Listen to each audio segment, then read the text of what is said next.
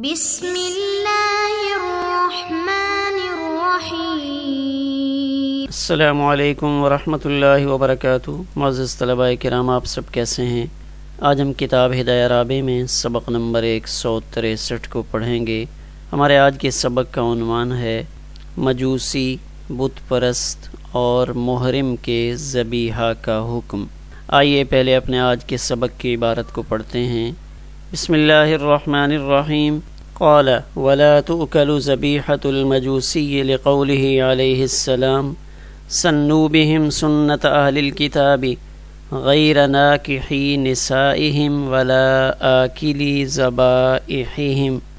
ولأنه لا يدعي التوحيد فانعدمت الملة اعتقادا ودعوا۔ قال والمرتد أي لا تؤكل ذبيحة المرتد لأنه لا ملة له، فإنه لا يقر على من انتقل إليه، بخلاف الكتابي إذا تحول إلى غير دينه، لأنه يقر عليه عندنا فيعتبر ما هو عليه عند الذبح لا ما قبله۔ قال والوثني لأنه لا يعتقد الملة۔ قال والمحرم يعني من الصيد، وكذا لا يؤكل ما ذبح في الحرم من الصيد، والإطلاق في المحرم ينتظم الحل والحرم، والذبح في الحرم يستوي فيه الحلال والمحرم، وهذا لأن الزكاة فعل مشروع وهذا الصنيع محرم فلم تكن زكاة، بخلاف ما إذا ذبح المحرم غير الصيد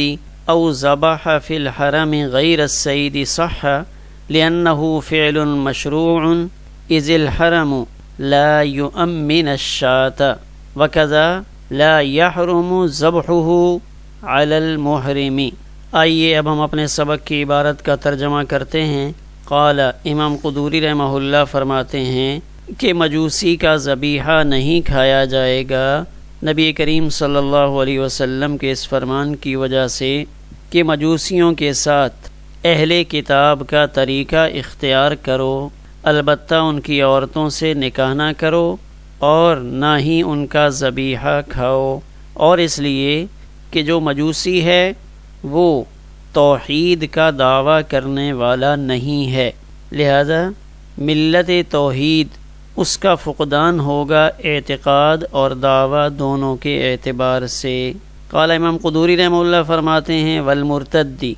اور مرتد کا ذبیحہ بھی نہیں کھایا جائے گا، اس لیے کہ اس کی بھی کوئی ملت نہیں یعنی کوئی دین نہیں ہوتا، فإنه لا يقر، اس لیے کہ اس کو اس دین کی طرف جس طرف وہ منتقل ہوا ہے اس پر باقی نہیں رہنے دیا جائے گا، اس پر برقرار نہیں رکھا جائے گا، بخلاف کسی اہل کتاب کے جب وہ اپنے اس دین کو چھوڑ کر کسی اور دین کی طرف چلا جائے، اس لیے کہ ہمارے نزدیک اس کو اس کے نئے دین پر باقی رکھا جائے گا، فیعتبر ما هو علیہ، اور یہاں اعتبار اس دین کا ہوگا جس پر وہ بوقت ذبح ہے، لا ما قبلہ، نہ اس دین کا جس پر وہ ذبح سے پہلے کاربند تھا۔ امام قدوری رحمہ اللہ فرماتے ہیں والوثنی، اسی طرح بت پرست کا ذبیحہ بھی نہیں کھایا جائے گا، اس لیے کہ وہ بھی کسی ملت کا اعتقاد نہیں رکھتا۔ امام قدوری رحمہ اللہ فرماتے ہیں اور محرم کا ذبیحہ بھی نہیں کھایا جائے گا، یعنی من الصید،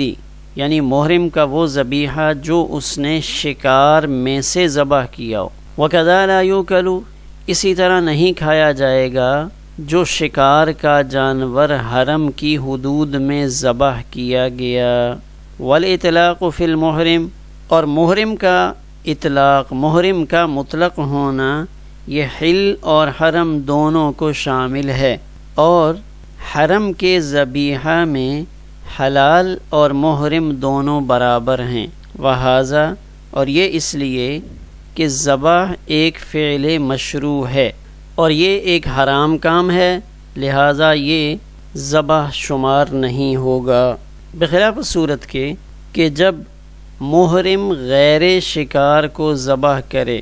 یا حرم میں شکار کے علاوہ کسی اور جانور کو ذبح کرے تو یہ ذبح درست ہے، اس لیے کہ یہ فعل مشروع ہے، اس لیے کہ حرم بکری کو امن نہیں دیتا، وکذا اسی طرح محرم پر بھی بکری کا ذبیحہ حرام نہیں ہے۔ آئیے اب ہم اپنے سبق کی تشریح کی جانب بڑھتے ہیں۔ ہمارے آج کے سبق میں 4 مختلف لوگوں کا تذکرہ ہو رہا ہے جن کا ذبیحہ کھانا درست نہیں ہے۔ 3 تو مطلق ہیں لیکن چوتھے میں کچھ تفصیل ہے۔ تو سب سے پہلے مجوسی کا ذکر کیا کہ اگر مجوسی کسی جانور کو ذبح کرے تو اس مجوسی کا ذبح کیا ہوا جانور چونکہ حلال نہیں ہوگا، لہذا اس مجوسی کا ذبیحہ کھانا درست نہیں ہے، کیونکہ حدیث مبارکہ میں صراحت کے ساتھ ان کے ذبیحہ کو استعمال کرنے سے منع فرمایا گیا ہے۔ یعنی یہ مجوس اگرچہ اہل کتاب کی طرح جزیہ دے کر امن حاصل کر سکتے ہیں، اسلامی سلطنت میں رہ تو سکتے ہیں، لیکن نہ تو مسلمان ان کے ساتھ شادی بیاہ کریں، رشتے قائم کریں، اور نہ ہی ان کا ذبیحہ کھائیں، کہ نبی کریم صلی اللہ علیہ وسلم نے ارشاد فرمایا سنو بہم، ان کے ساتھ معاملہ کرو، طریقہ اختیار کرو، کون سا؟ سنت اہل الکتاب، کہ جو رویے آپ کے اہل کتاب کے ساتھ ہیں وہی رویے آپ مجوس کے ساتھ رکھ سکتے ہیں، لیکن 2 چیزوں کا آپ نے استثناء فرما دیا، غیر ناکحی نسائہم، کہ ان کی عورتوں سے نکاح کی اجازت بھی نہیں ہے، ولا آکلی ذبائحہم، اور ان کا ذبیحہ کھانا بھی درست نہیں ہے۔ کیا وجہ ہے کہ ان 2 چیزوں کا استثناء کیا،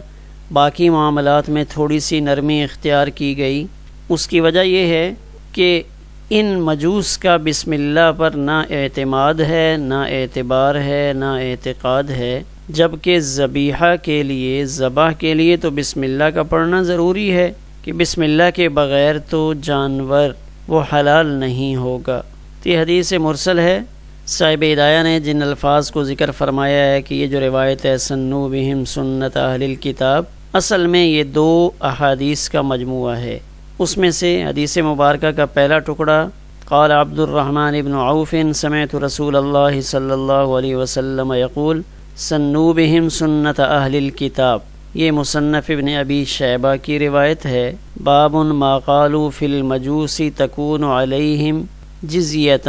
یہ 6 جلد میں حدیث مبارکہ نمبر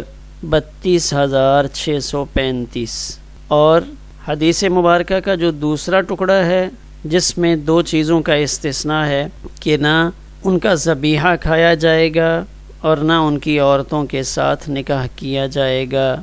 عقلی دلیل یہ ہے وَلِأَنَّهُ لَا يَدَّعِي التَّوْحِيدَ، لا يدعی التوحید، اس لیے کہ جو مجوسی لوگ ہیں وہ توحید کا دعویٰ نہیں کرتے، یعنی وہ اللہ کی وحدانیت کے قائل نہیں، تو جب وہ دعویٰ ہی نہیں کرتے اور ان کا اعتقاد بھی نہیں ہے، لہٰذا فانعدمت الملت، تو اب ملت سماویہ کا قائل ہونا تو اصل میں ذبیحہ کے لیے یہ ضروری تھا، تو ان کے اندر تو ملت معدوم ہے، یعنی وہ کسی دین سماوی کے قائل نہیں ہیں، اعتقاد اور دعویٰ دونوں اعتبار سے وہ اس سے فارغ ہیں۔ مصنف عبد الرزاق میں بھی ایک روایت ایسی موجود ہے جو عن ابن طاووس عن ابیہ کی سند سے منقول ہے، جس میں آخر میں یہ الفاظ ہیں وَأَنَّ الْمَجُوسَ لَوْ ذَكَرَ اسْمَ اللَّهِ عَلَى ذَبِيحَتِهِ لَمْ تُؤْكَلْ، یعنی قول تابعی ہے کہ مجوسی اگر ذبیحہ پر بسم اللہ پڑھ بھی دے تو تب بھی نہیں کھایا جائے گا۔ قال امام قدوری رحمہ اللہ فرماتے ہیں والمرتدی، دوسرا وہ شخص جس کا ذبیحہ نہیں کھایا جائے گا وہ مرتد ہے، کیوں؟ لأنہ لا ملت لہ، اس لیے کہ مرتد اس کی کوئی ملت نہیں ہے، فإنہ لا یقر علی من تقل الیہ، اس لیے کہ اس مرتد نے اسلام کی دولت کو چھوڑنے کے بعد جو کوئی نیا دین اور مذہب اختیار کیا ہے، اگر اسلامی حکومت ہے تو اس کو اس پر باقی نہیں رہنے دیا جائے گا، تو اب یا تو اس کو توبہ کرنی ہوگی یا اس کو قتل کیا جائے گا۔ فَإِنَّهُ لَا يُقَرُّ عَلَى مَنْ تَقَلَ إِلَيْهِ، اس لیے کہ مرتد کو جس طرف وہ منتقل ہوا ہے اس طرف باقی نہیں رکھا جائے گا، بلکہ اس کو توبہ کرنی ہوگی۔ اگر وہ توبہ نہیں کرتا تو پھر اگر وہاں پہ اسلامی حکومت ہے تو ایسے مرتد کو قتل بھی کیا جا سکتا ہے، لیکن قتل سے پہلے بہرحال اس کے جو اشکالات ہیں ان کو حل کرنے کی کوشش کی جائے گی، اور اس میں جو حکومت وقت ہے وہی اس قسم کے اقدامات کرے گی جس سے مرتد کے گرد گھیرا تنگ کیا جائے اور اس کو سزا دی جائے۔ قال امام قدوری رحمہ اللہ فرماتے ہیں والمرتدی، جیسے مجوسی کا ذبیحہ وہ نہیں کھایا جا سکتا، اسی طرح مرتد کا ذبیحہ بھی نہیں کھایا جائے گا۔ کیوں؟ لِأَنَّهُ لَا مِلَّةَ لَهُ، اس لیے کہ یہ مرتد بھی کوئی ملت رکھنے والا نہیں ہے۔ ملت یہاں پہ شریعت کے معنی میں ہے، اور شریعت نام ہے اللہ کے مقرر کردہ ان احکام کے مجموعہ کا جن کو اپنانے سے انسان کو دین و دنیا کی بھلائی حاصل ہو۔ ملت کی تعریف المعجم الوسیط میں یہ کی گئی ہے، الملت وہی اسم لما شرع اللہ تعالی لعباده بواسطة انبیائه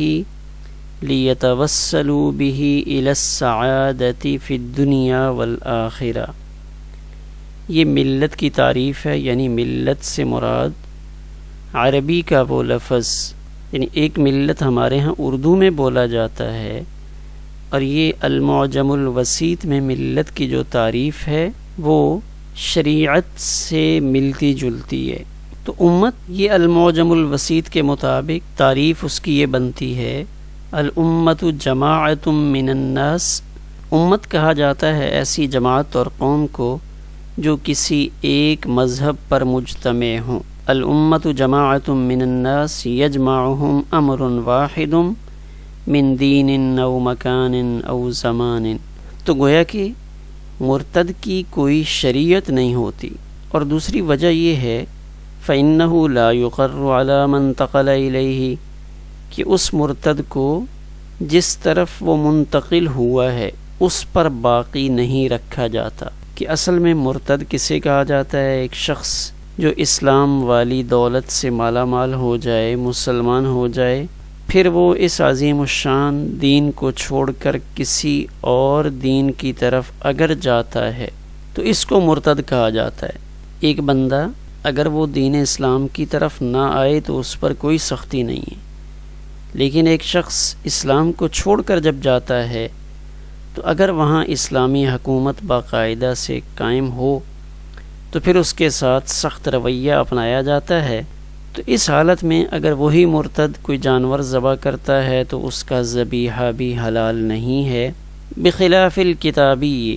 ہاں، ایک کتابی شخص، یہود اور نصارہ، ان میں سے کوئی ایک کسی اور دین کی طرف چلا جاتا ہے، لِأَنَّهُ يُقَرُّ عَلَيْهِ عِندَنَا، تو ہمارے نزدیک جس طرف وہ گیا ہے اس کو اس پر ٹھہرنے دیں گے۔ ایک شخص نے یہودیت کو چھوڑ کر نصرانیت کو قبول کر لیا، یا نصرانیت کو چھوڑ کر مجوسیت کی طرف چلا گیا، یعنی مسلمانوں کے علاوہ اگر کوئی اور اپنا مذہب تبدیل کرتا ہے تو پھر ہمارے ہاں اس پر سختی نہیں۔ ہاں، ایک چیز دیکھی جائے گی کہ اگر ایسا کوئی شخص جانور ذبح کرتا ہے تو فَيُعْتَبَرُ مَا هُوَ عَلَيْهِ عِنْدَ الذِّبْحِ، تو اس وقت اس کے اس مذہب کا اعتبار ہوگا جس پر وہ فی الوقت قائم ہے جب وہ جانور ذبح کر رہا ہے۔ مثلا ایک شخص یہودیت سے نصرانیت کی طرف آیا تو جب اس نے جانور ذبح کیا تو اس وقت وہ نصرانیت پہ تھا، تو اگر واقعی حقیقی معنی میں نصرانیت ہو تو اہل کتاب میں سے ہوگا، اس کا ذبیحہ صحیح ہوگا۔ لیکن ایک شخص نصرانیت سے مجوسیت کی طرف چلا گیا، جب اس نے جانور ذبح کیا تو اس وقت وہ مجوسی تھا. ہاں اس سے پہلے وہ نصرانیت پہ تھا، تو وہ جو پہلے تھا اس کی کوئی حیثیت نہیں ہوگی لا ما قبلہ، اس سے پہلے، یعنی اب وہ مجوسی بن چکا ہے، اس سے پہلے جو اس کے اندر نصرانیت تھی وہ ختم ہو چکی ہے، لہذا اس کا اعتبار نہیں ہوگا. ہمارا سبق نمبر 163 اسی پر مکمل ہوا.